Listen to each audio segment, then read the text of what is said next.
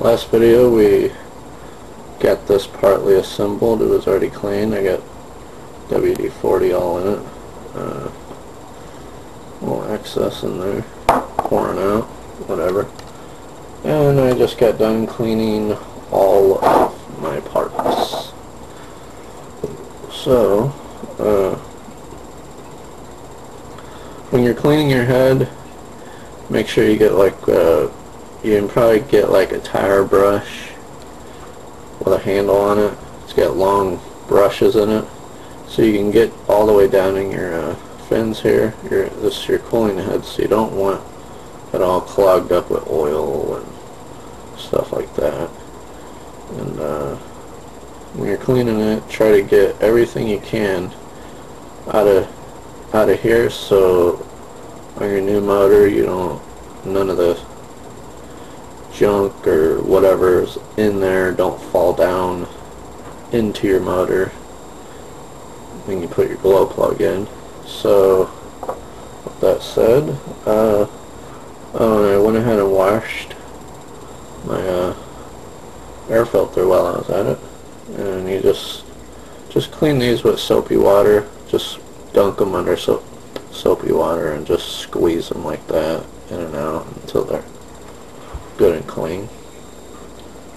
And then you just put more, after they're dry, just put more oil in them.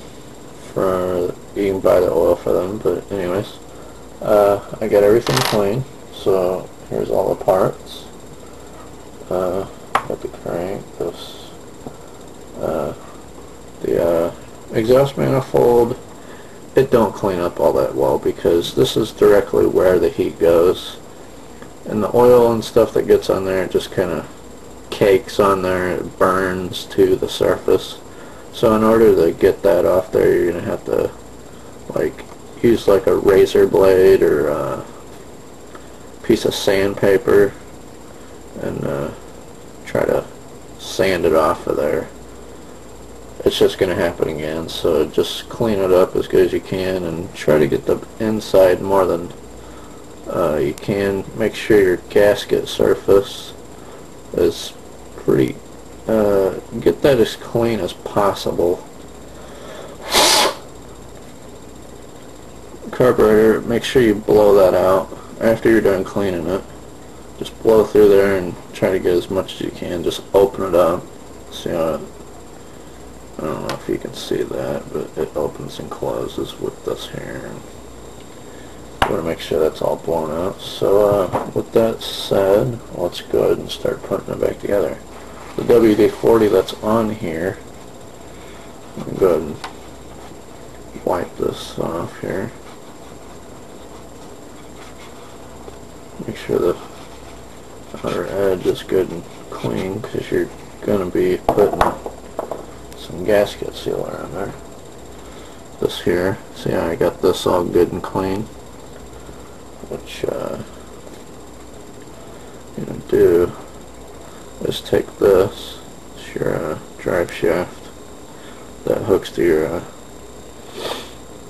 your crankshaft, and just put that, well, put a little on here, all WD-40, so it slides in good. Alright, like that. And what you want to do, so before you put that in, you want to use this ultra copper sealer. That's high temp, so it'll take up to like 700 degrees temperature. Burns out. So anyways, with that, we want to take these, cut off the head on there, and push this through. What you want to do is just put little dabs on each surface.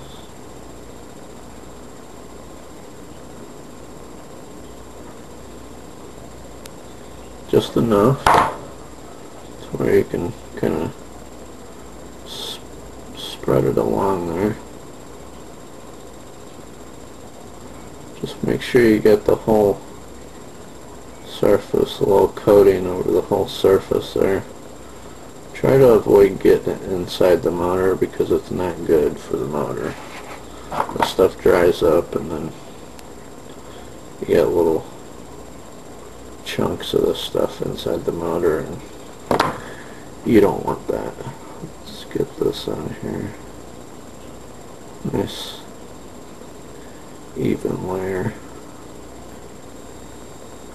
Alright, well that's good enough. Alright, now you get that